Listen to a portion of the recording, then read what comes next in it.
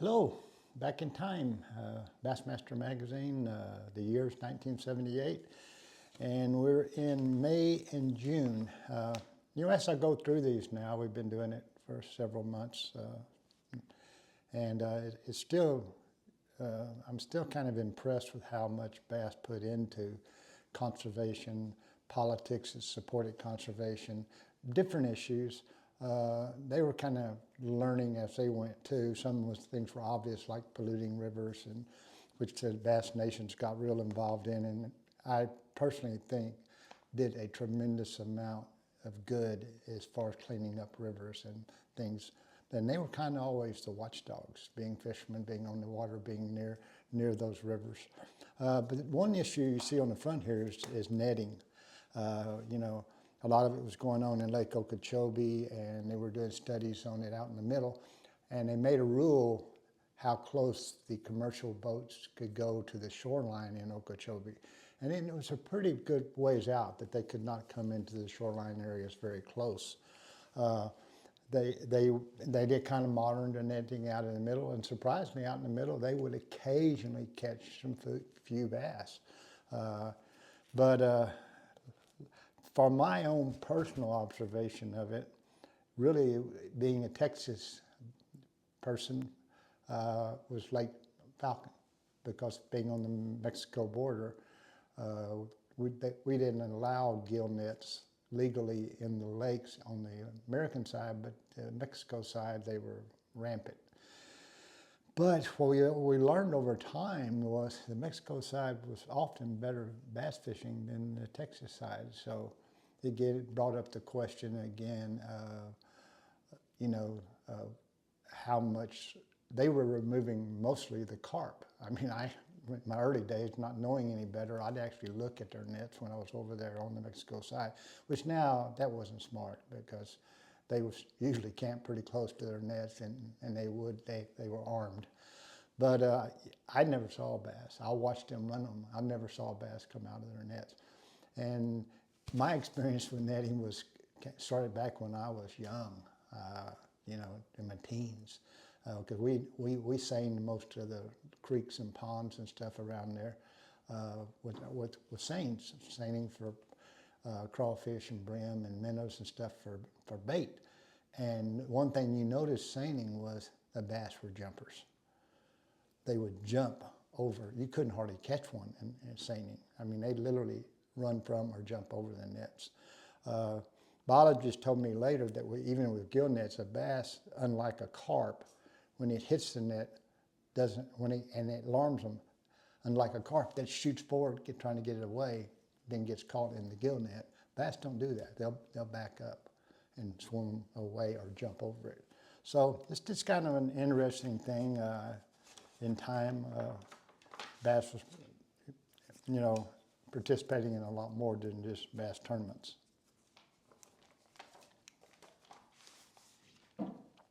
Now here's an issue that I was very opposed to, still am to a degree.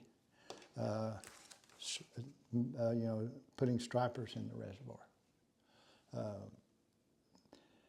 A lot of the reservoirs, like Santee Cooper and some of those coastal reservoirs in the east, stripers will reproduce, and by running up the rivers that feed those lakes. In a lot of the early articles, even the articles that BASS wrote, they weren't against it. It was just another, a lot of guys like to fish for stripers. My problem and observation with stripers was where they could reproduce, they had the ability to destroy the forage base for all species. And that really became apparent on Lake Powell and Lake Mead and a lot of the western lakes. I even sat in some national meetings with biologists and conservation agencies about that. And in the early days, they told me I was wrong, because in those lakes out there, they could not reproduce. And years later, they found out that wasn't true. In nature, stripers had the ability to adapt. In fact, 10 years after arguing with some of the conservation, I say arguing, it's just a discussion, because I didn't know crap. but I just didn't like what I was observing as far as how stripers, Lake Mead, for example, fishing the U.S. Opens all those years, you could see years where even the stripers, there was no forage space, there was no shad. The only thing that the bass were eating, and they were kind of skinny, they were surviving, but they were kind of skinny, were crawfish and few brim that were in those lakes, because those lakes were not real fertile. And even the stripers that were in them, that had destroyed the forage space, you'd catch one and it would be like you had a dish rag, a wet towel that long, skinny. They were starving to death, and they wouldn't even fight. It's just like you were dragging in a towel. And then when the striper population would go down because of that, they were starving to death, the forage space would come back, and then the stripers would come back. So it just became a cycle. And for a few years, everything came back for a while because the forage space had come back. And they experimented with, kind of putting more nutrients in certain areas of the lake at Lake Mead, the conservation had, and to increase the population of bait fish. So a lot of things were being tried, but you'll see here in this article a lot of promoting striper fishing. One of the things that striper fishing did in the East was that it introduced, the striper guides out there introduced the blueback herring into those lakes.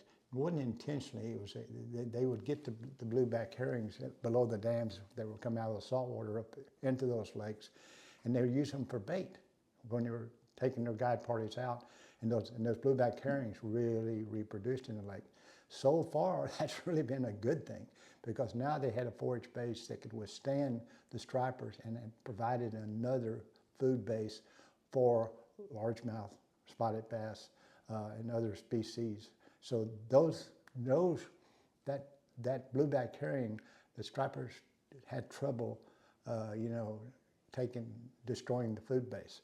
So that's been kind of a good thing, because we see now a lot of the Lake Hartwell, Clark Hill, and a lot of those, Murray, and a lot of those lakes now that have the blueback herring due to the striper anglers, really are phenomenal fisheries.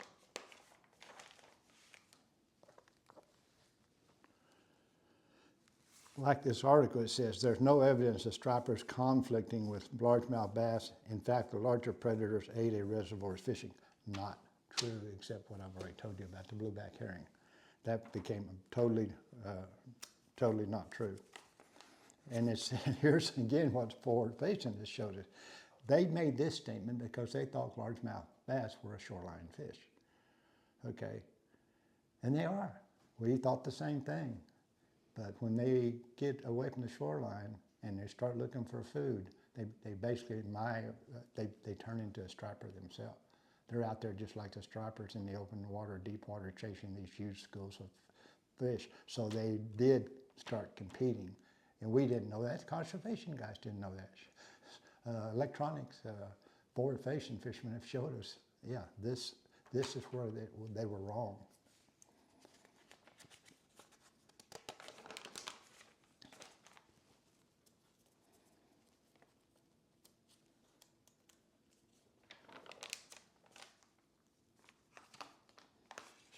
And this is kind of a neat little article, because we're now very aware of the young anglers bandwagon that's going on in high schools and college. Now remember, this is 1978, and we are already seeing groups that really spend a lot of time promoting, bass fishing and fishing with the younger anglers. I think that, I didn't even know, but that's me there talking to a member of the Young Anglers of America. Top Bass Pros donate time, and we did a lot of that, but I really still did not see that quantum leap in the amount of young anglers that got into high school fishing and now got into colleges. Because I didn't see, you watched other sports back then, other sports had little leagues. Baseball, little league, football now had little leagues, that encouraged young anglers to get involved at an early age. We didn't have little leagues back then. And I never really saw it coming because of the problem of most kids don't have access to water. There's a few places you can go fish from the bank, but not very many really. But so that means they had to have a boat. Well, that wasn't always an easy thing for young anglers, you know. But then all of a sudden, when they started the high school tournaments, we had guys that would captain for the young anglers. And in colleges, sponsors started trying to help young anglers get boats. And their dads and granddads really got involved in promoting this. They saw it as, dang, this is so much better than my young kid. He's not very athletic. So what does he do? You know, they said, he can go fishing. I'll get him a boat. We're going to take him fishing. So all of a sudden, they filled a void that a lot of young anglers that can't throw the football at 60 yards or can't run 109 flat, bass don't care what your gender is. They don't care what your politics are or your religion is. So this was a great avenue, and fortunately a lot of dads and granddads and other anglers saw that. There's a lot of young anglers that are extremely good at sports too, like Cody Huff was, and he had to make the choice. Do you fish a tournament or do you go play baseball? Well, and that's true. My point is that it doesn't eliminate anybody. Yeah, you can still, I mean, we have Randy Moss and great athletes that are just crazy about going fishing. And so a lot of these, Randy Moss played for a long, long time. A lot of these guys that love true athletes that love fishing continue to do it. But a lot of people didn't get to go pro. There's great high school athletes that don't get to go to college and play, and don't get to go from college to pros to play. But they have that athletic spirit. They love competition, and you see so many of them. I just read an article about a girl that's a gymnast, and she said, I got into fishing because I still needed that energy and that drive and that, you know, commitment to something and that athletic mentality, and it fit me perfect. So yeah, fishing's a good thing for young people. It's like I promoted pretty much my whole career. Nature is probably the best teacher of anybody about, you know, ourselves and how magical a planet we live on, and you know, it's a huge vehicle to allow you to do that.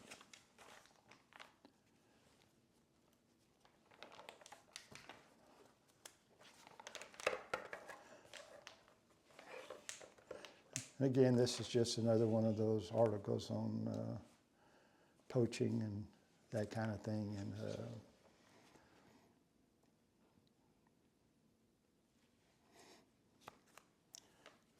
this article, and I have a little trouble believing this completely because of what I said earlier about how hard a bass is to net. And I know the area they're talking about in Lake George on the St. Johns River. There's one huge area that St. John's where the bass spawned, and they say these guys came in there with nets and caught thousands and thousands of pounds at night netting them. It's kind of hard for me again to buy. I don't know what kind of nets they were using, and I'm sure there's ways to figure out how to surround them and net them, and then they sold them to restaurants, you know, bass. And they claimed they were, you know, fish that were legal for restaurants, and they weren't.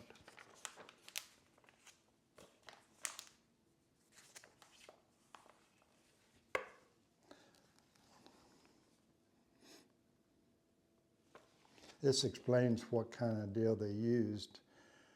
But again, it's just if you're interested, it's in the 1978 issue of BassMaster magazine. There's so many anglers on the water now, even at night, it'd be hard to get away with. Because we will be the first ones that go. See, bass, that's the other thing about fishing and even hunting to a degree, is what you learn about these things you love to do. And a lot of critics say you're not being kind to the fish, to the animal, blah, blah, blah. And I don't mind the criticism because it makes us continue to try to do it a better way and the right way. But it also, here's the thing that a lot of people overlook. A bass all of a sudden had a value to humans. And we learned a long time ago that if something doesn't have value, we don't protect it. We don't conserve it. We don't try to, you know. And so bass all of a sudden had a value. It wasn't just going out there and getting a bite on your rod and reel and catching them. It got you into a world you wanted to be in. It gave you something you loved to do. It fed some of these competitive needs you have that you can't do anymore. You always kind of, you didn't maybe even know why, but you always kind of, most of the time, felt good when you'd been on the water all day, well, no matter how well you did. So that value became incredibly important to all of the efforts we make to conserve it. And then again, this goes, same thing with Johnny Morris's conservation. You go to those museums right now, actually the one in Springfield, Missouri, the museum and aquarium has been one of the best things for conservation. People get to go in and look at these things and see them and then maybe help, you know, protect them.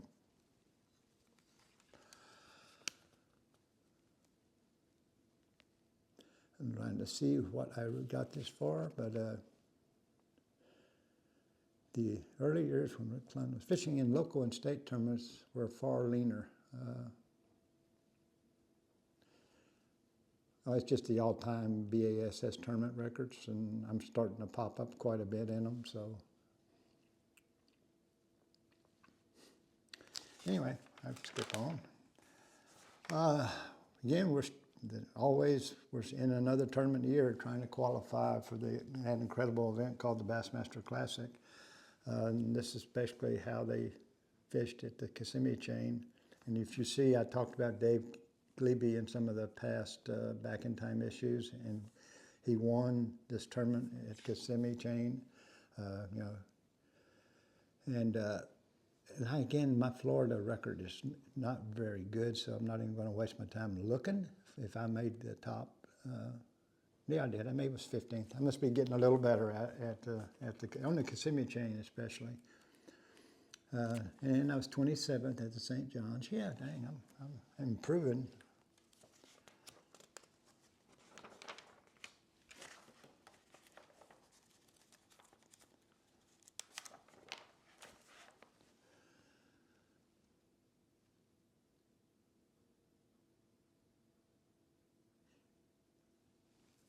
And again, this is just more about the striper, and it goes kind of state by state, you know, what was going on. But it's Utah is Don Adriano is the one I talked to at all the states. Bass had me go to Phoenix to sit in on a conservation meeting with all the states, and that's where I started talking to them and objecting to stripers, and they disagreed with me. Later, 10 years later, he came back and said, Rick, you're right. Stripers are destroying these lakes because we have found proof they are actually reproducing in Lake Powell. I said, really? Why? They're running, because I thought they'd run up the rivers, but the rivers coming out of the Colorado mountains were too cold for them to respond. What they did, the key to stripers spawning is their eggs have to be in a flowing river to tumble so silt does not get on them. Well, the stripers got smart. They couldn't run up the river, so they ran to the dam. And the dam there back then, Powell was around 400 or more feet deep. They would find the depth their eggs would float at. And they would spawn there, and the eggs just drifted at those depths, and silt would not get on them, and they were starting to reproduce. So in nature, they figured out a way to survive.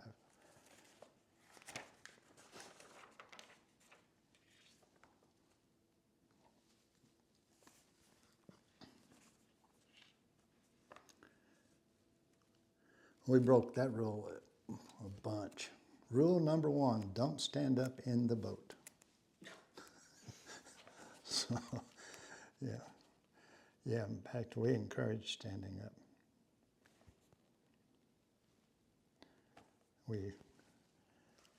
Pretty much any competitive angler now, except if you're a kayaker, and some of them even stand up. stand.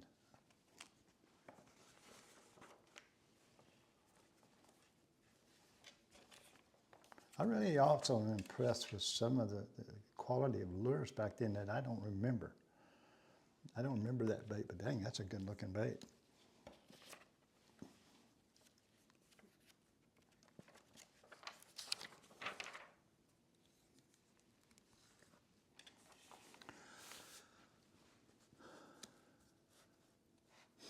Yeah, and this is the one thing that modern day bass boats have kind of, these kind of tackle boxes are kind of dinosaurs now because we don't have any place to put them and we don't want them around our feet. We put all of our stuff now in more of this type of tackle box or this type of tackle box or this type, these thinner ones that you can put down in your rod storage and your lure storage compartments in the boat and get them out of the way.